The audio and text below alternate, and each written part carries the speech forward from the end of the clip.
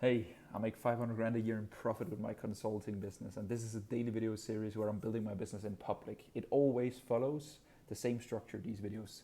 So I start by answering some questions, meaning that on this channel that you're watching right here, if you go down into the comment section, you can literally ask me any question that you have about your business, your offer, your brand positioning, anything that it might be, and then I'll answer it, just like I'll answer Forbes and Mr. Ho's question today. Then, when we're done with questions, I'll run you through some business stats, which is basically just me documenting the growth of my business and my social channels every single day to see if there's a compounding effect and if there's something that I need to change. Because the very last point here, people, is strategy. It is me brainstorming and thinking out loud on how I'm planning to get to 2 million a year. For the past 2 years, I've averaged 500 grand a year in profit. I feel like the model, the vehicle, the digital coffee shop that I call my consulting universe is dialed in. Everything is great, good foundation, good clients. So yeah, now I'm getting into 2 million a year. I took my first coaching business to 2 million a year, but I did it with horrible margins, 14 full-time employees and a business partner. Great chapter of my life, but I also realized that I wanted to do things a little bit differently. So yeah, welcome people, welcome, welcome. Forbes here says, appreciate it Fred, you're 100% right, thank you. The struggle with choosing businesses is always what is a long-term play and what will not get replaced by AI in the next years. I hear you, brother. Remember, in my opinion, a lot of the stuff that we see on AI with like replacing jobs and yada yada is very much like fear-based marketing to make sure that you take action on a certain business model or a certain skill set or whatever it might be, governments even. I shouldn't get into conspiracy theories on this channel, but I think there's a lot of fear involved with AI. I genuinely believe that the human touch community, the feeling of belonging, having coaches, mentors, service providers, relationship-based businesses is going nowhere. So yeah, you might have a YouTube agency where it will get faster to edit videos and an easier process in post-production or whatever. But like coming up with a creative idea from an actual person is going to be 10 times more important because now the barrier to entry of post-production editing and putting stuff out on the internet is so low, right? So it's like there's always an opposite side of the coin, meaning that whenever it gets easy and AI can automate it and blah, blah, blah, there's always the exact opposite thing, right? It's the same thing when a lot of companies had the boom of going remote, then suddenly the workspaces that had the best office environments and the best kind of like goods for their employees who could show up to work with gyms and like cool shit, boomed and got the best talent. So it's like there's always these things, brother. So like to you watching and Forbes answering this question, I think the worst state of mind to live in is in a fear-based state of something that you cannot control, which is the evolution of AI. But I think try to be like me, where you embrace it and see that these industries that we're in is going nowhere. The game is just changing a little bit, but human-based businesses will always be around because they have been for forever. So that's my 2 cents. Then Ho says here, hey Fred, what skills would you say are essential to be a growth operator for online programs? What would you start learning and in what order? Very interesting, very interesting. This is a very broad question because like essentially when you are a full stack operator, like I've been and my agency is, you handle everything, meaning that you have to learn every single skill, right? You have to learn the skill of acquiring traffic through content, through paid ads, through in some cases outbound. Then you have to learn the skill of nurturing traffic through content, through setting processes, sales assets like video sales letters, email lists, nurture campaigns and flows. And yeah, what we do is a lot of appointment setting because of a lot of our offers are high ticket and booked into sales calls, which is the next step of conversion, offer documents, financial engineering. We use setters, by the way, that was the point I was making. And then the conversion rate, like how do you decrease friction or add friction depending on the offer and the audience that you're selling to and how you're doing it, with if it's by an offer document or a sales call or however you get people to pay you, direct checkout even. And then in my opinion the most important thing, at least from my own perspective, which is delivery, so like speed to result for clients, but more importantly also unit economics when it comes to time per client and the right price and renewal and length. And yeah, so I would say, Ho, I believe that you're good with videography. I believe that you have a strong skill set there. So like if I were you, I would really use that as the core thing. And then if you see a pattern in clients leaving because they want more full stack, if you see a pattern in clients asking for more services, I would add one service at a time, right? So this that you have your core product here, which in your case is videography and content, and then maybe you're like, organic content is a bit of a pain in the ass because we can't control how many people see it. So you learn the skill of paid ads, right? And then you add that to the stack. And then you're like, okay, now content is booming and we can control how many people sees it. It's great.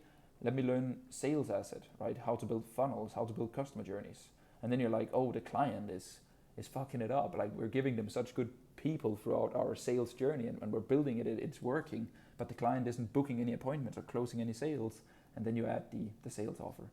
So it's like growth operating, and the amount of money that you can charge clients sounds incredibly sexy on paper, but the same system that you use so many hours on installing for one client can generate tens and thousands of dollars in performance fees, but it can also totally flop and be a waste of time, and you've lost a lot of resources because ultimately it's also about the client and the case, which takes a lot of experience to determine whether the case is good or not, which you have to learn the hard way.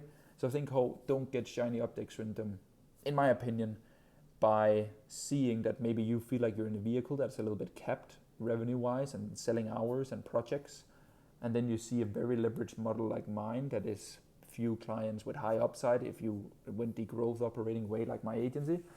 I think, bro, there are many ways that you can scale your videography business. I have many clients in Fred's inner circle that started as video guys and paid per project, that went more retainer and then added a service or two or flipped into some consulting and then broke past the 15K US, 20 grand a month US mark, and then things usually gets a little bit easier from there. So that's my 2 cents, but it depends on what your clients are asking for and like the constraints that you have in your business. Because I think the reason for you asking this question might be because you feel like you're limited and capped and have constraints in your business. So your immediate thought process is to add a lot of services and switch positioning and niche, which might not be the case, brother. But yeah, I'll send you some more context there. Then we have Mehdi. He says, hey Fred, first, thanks a lot for everything you share. I've been binge watching your videos on this channel and your main channel for the past 3 weeks, and I think I'm going to become a client very soon. That sounds good. Sorry for the long question. Since you mentioned that you have been getting fewer questions lately, I thought I would take the opportunity to send you a detailed one. I appreciate that. I'm building my own model for the French market, inspired by a digital coffee shop and by Tom Young's Flywheel. Shout out, Tom. I help established coaches and entrepreneurs add 20k euros in monthly revenue, improve their margins by up to 20 percentage points, and build a business that they can run in around 20 hours per week. I previously worked as COO for some of the biggest entrepreneurs in the French-speaking market, so I know many of the strategies and mechanisms. Incredible. I also recommend the same content architecture to my clients, so IG awareness, people to YouTube, YouTube nurture, yes. But applying it to my own business is proving much harder. Yeah. I'm now launching a new Instagram account and rebuilding a more focused YouTube channel for essentially the same audience. On my previous YouTube channel, one video reached 26k views and brought me most of my subscribers, but very few of them were potential clients. Since then, I've struggled to get consistent views and I don't want to repeat the same audience mismatch on Instagram. My question is not whether I need top of funnel content, it's how broad the top of funnel content should be. How would you choose top of funnel topics that are broad enough to reach new people but still specific enough to attract future clients? How much middle of funnel and bottom of funnel content would you mix in at the beginning, and what signals would you watch to know whether you are building a qualified audience rather than simply gaining followers? Bonus one if you have the time, should I boost a top of funnel piece of content that gains relative traction to get more followers at one point or not? Thanks again for all the value you provide. Great question, and thank you for the context, brother. I think, first of all, whenever you're creating business-related content where the ultimate goal is to sign more clients and make more money, your definition of winning goes from many views to the right views, meaning cash in bank. But it's so hard to post a piece of content that gets like 300 to 400 views and then being happy about it when you could just like repeat the 26k views video that you did, right? So it's like really defining what winning looks like, brother. I would definitely enter that mindset from now on.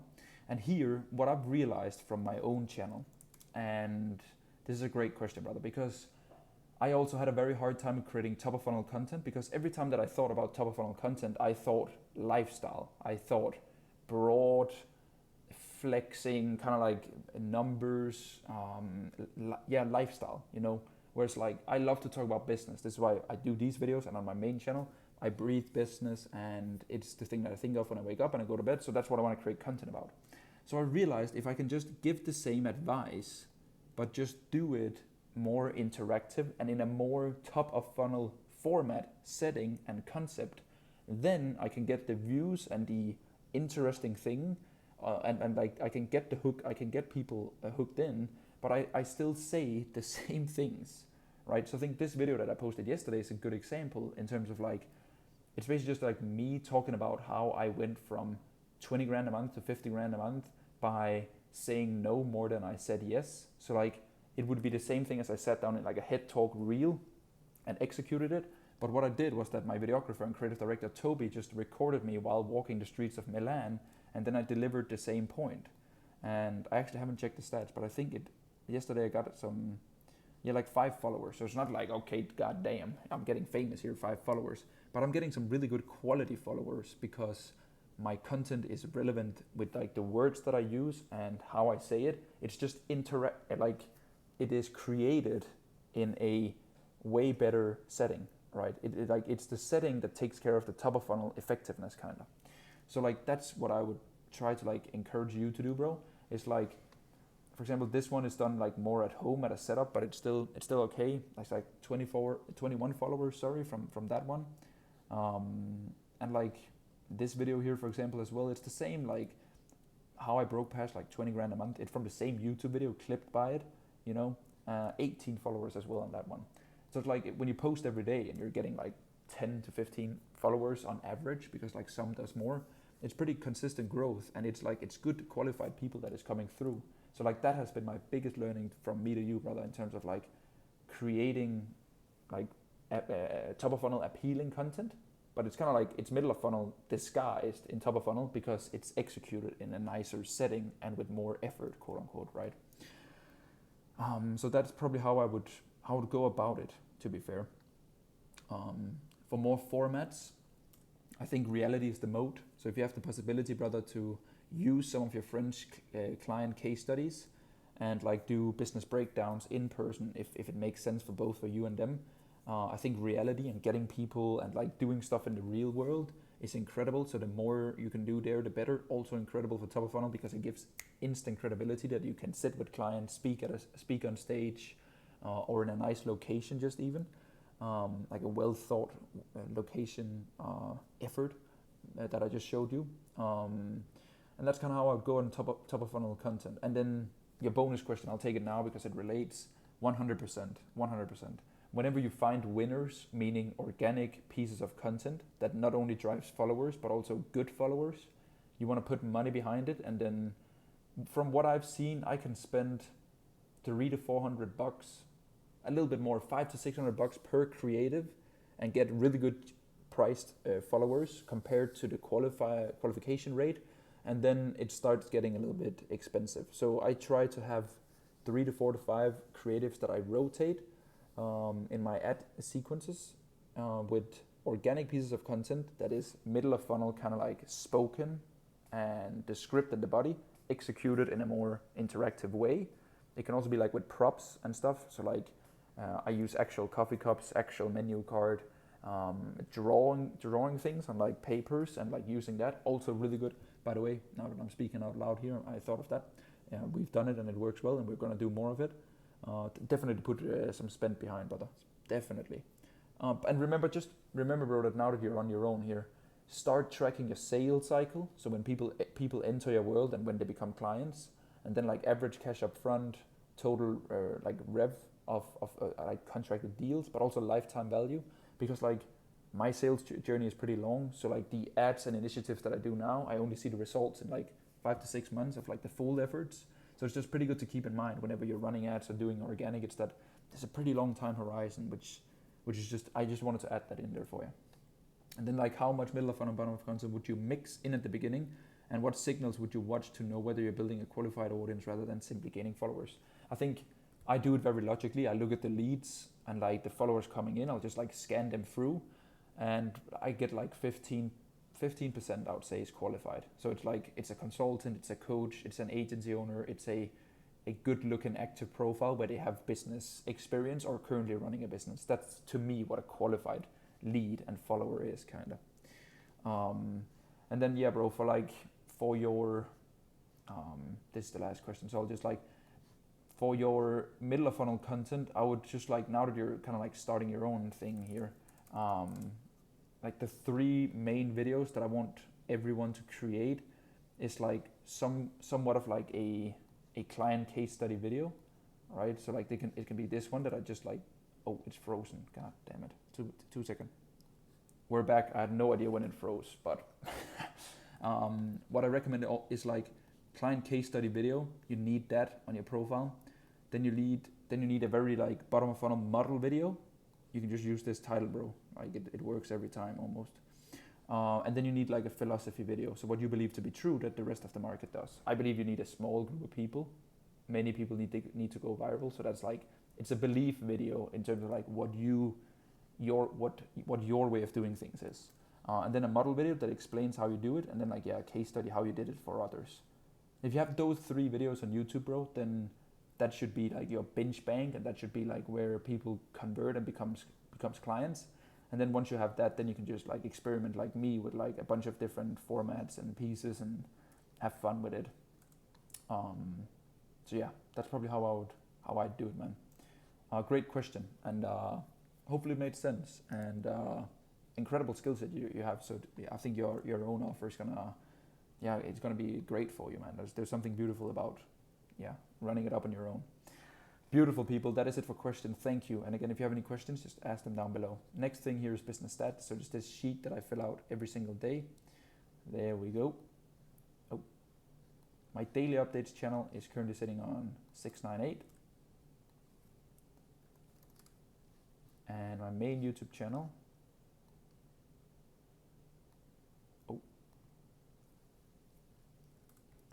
is currently sitting at 9338. My Instagram is at 26931. And my newsletter is at 1431. And Stripe, 0. We're still up for the month, 10%, which is okay, but usually last week of the month is slow. I've mentioned it before. So I'm not surprised. It's not like I'm tripping my pants here, or whatever you say. Beautiful, beautiful. For strategy, I'm in Dubai with my friend Anton, and he has a call in 5 minutes, so I promised him to be on time today. I said the same yesterday. I like the questions part a lot. I'll probably maybe like rethink the structure here on the daily updates. I might plan the last 5 minutes. I've said that before and I didn't do it, so I need to like figure out with myself on how I see it. It's the question thing that's the main thing for me. So yeah, I'll probably think a little bit about it. But like, yeah, hope you enjoyed the questions part, people. And thanks so much for watching. We'll see each other tomorrow.